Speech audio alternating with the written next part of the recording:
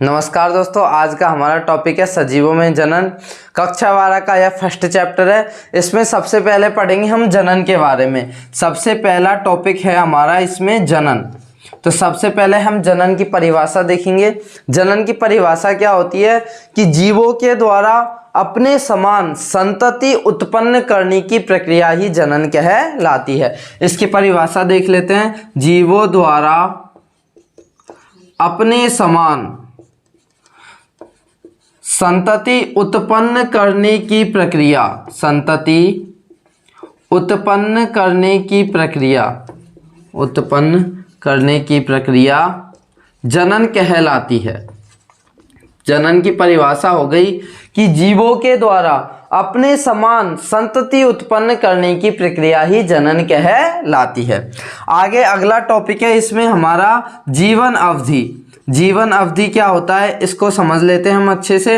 इस जीवन अवधि में से 1 नंबर का क्वेश्चन एग्जाम में देखने को मिलता है। जीवन अवधि कहते हैं कि जीवों के जन्म से लेकर, मतलब जन्म से लेकर और मृत्यु तक, मतलब जब उनकी प्राकृतिक मृत्यु होगी तब तक की जो अवधि होती है वो जीवन काल होता है, वही अवधि जीवन अवधि कहलाती है। जीवों के जन्म से लेकर प्राकृतिक मृत्यु तक की अवधि जीवन अवधि कहलाती है। परिभाषा देखिए इसकी। जीवों के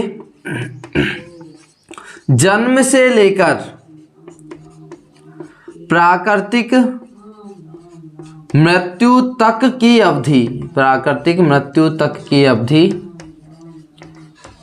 अवधि जीवन अवधि कहलाती है।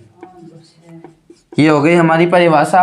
अब आगे हम इसमें जीवन अवधि में 2 पॉइंट पढ़ेंगे। इसमें फर्स्ट पॉइंट पढ़ेंगे हम कि भिन्न भिन्न जीव, जो अलग अलग जीव होते हैं उनकी जीवन अवधि अलग होती है। और दूसरा पॉइंट पढ़ेंगे हम इसमें कि जीवों की जो जीवन अवधि होती है वो उनके आकार पर निर्भर नहीं करती। इनके भी हम एग्जाम्पल देखेंगे पॉइंट्स के। तो पहला पॉइंट है कि भिन्न भिन्न जीवों की जीवन अवधि भिन्न भिन्न होती है। और नेक्स्ट पॉइंट पढ़ेंगे हम इसमें दूसरा पॉइंट है कि जीवों की जीवन अवधि उनके आकार पर निर्भर नहीं करती, उनके आकार पर निर्भर नहीं करती।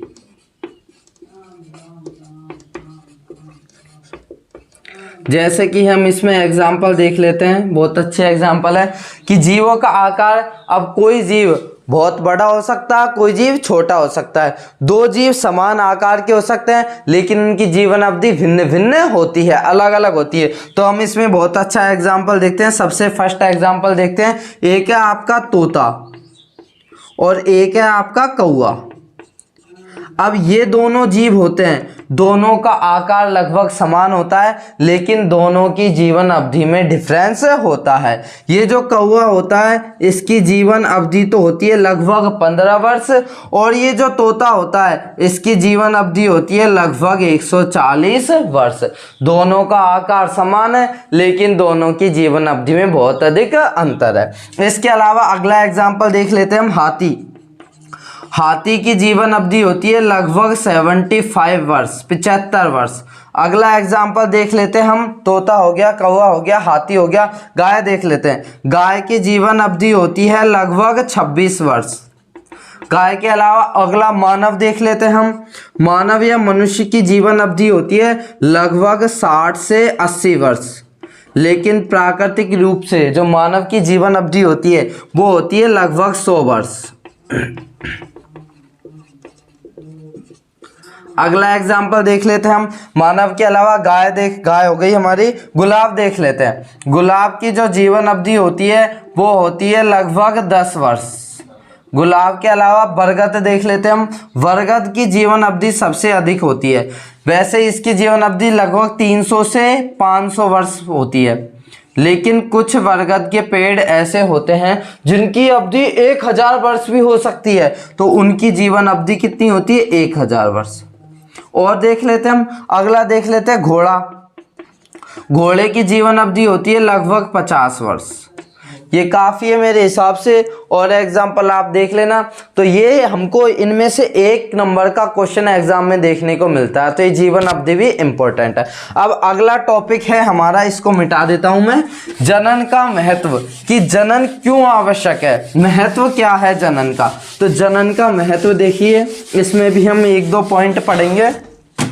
जनन का महत्व, जनन का महत्व,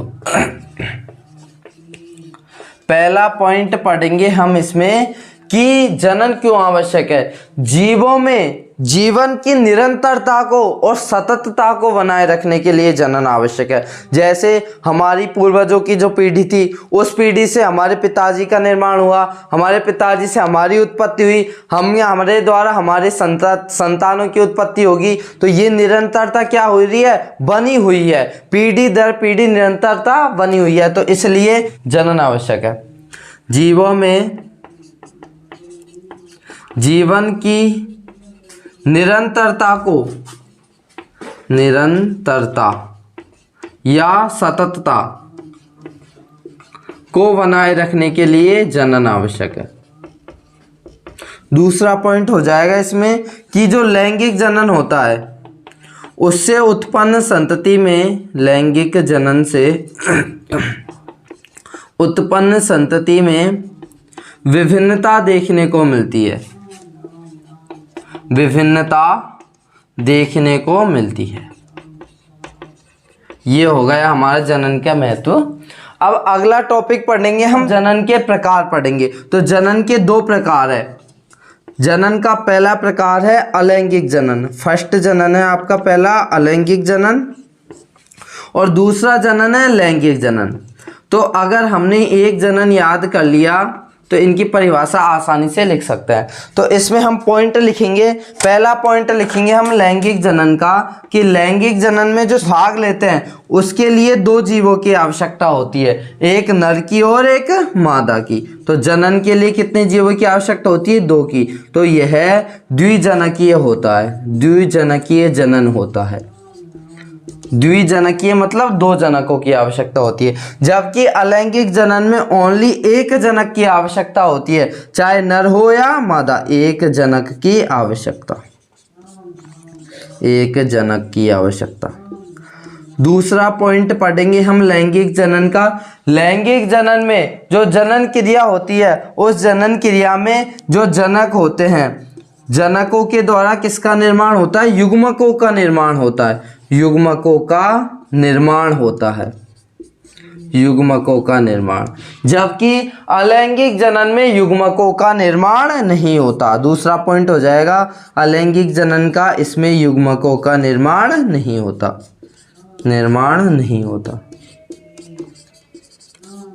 लैंगिक जनन का तीसरा पॉइंट हो जाएगा, इसमें युग्मकों का निर्माण हो गया, उसके बाद क्या पाया जाता है, इसमें निषेचन पाया जाता है। लैंगिक जनन में निषेचन पाया जाता है, मतलब जाइगोट का निर्माण हो जाता है निषेचन के द्वारा, निषेचन पाया जाता है। जबकि अलैंगिक जनन में निषेचन नहीं पाया जाता, निषेचन नहीं पाया जाता।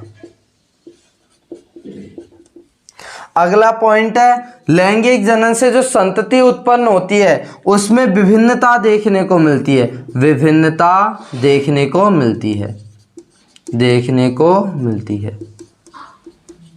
जबकि अलैंगिक जनन से उत्पन्न संतति में विभिन्नता देखने को नहीं मिलती, मतलब ये अपने जनक के क्या होते हैं, समान होते हैं। जो इनमें जो संतति उत्पन्न होती है वो अपने जनक के समान होती है। ये हो गया लैंगिक और अलैंगिक जनन। आपने लैंगिक जनन पढ़ लिया तो अलैंगिक जनन को आसानी से लिख सकते हो। एक बात और बता दूं मैं आपको, ये जो अलैंगिक जनन होता है ये एक कोशिकीय जीवों में पाया जाता है, एक कोशिकीय।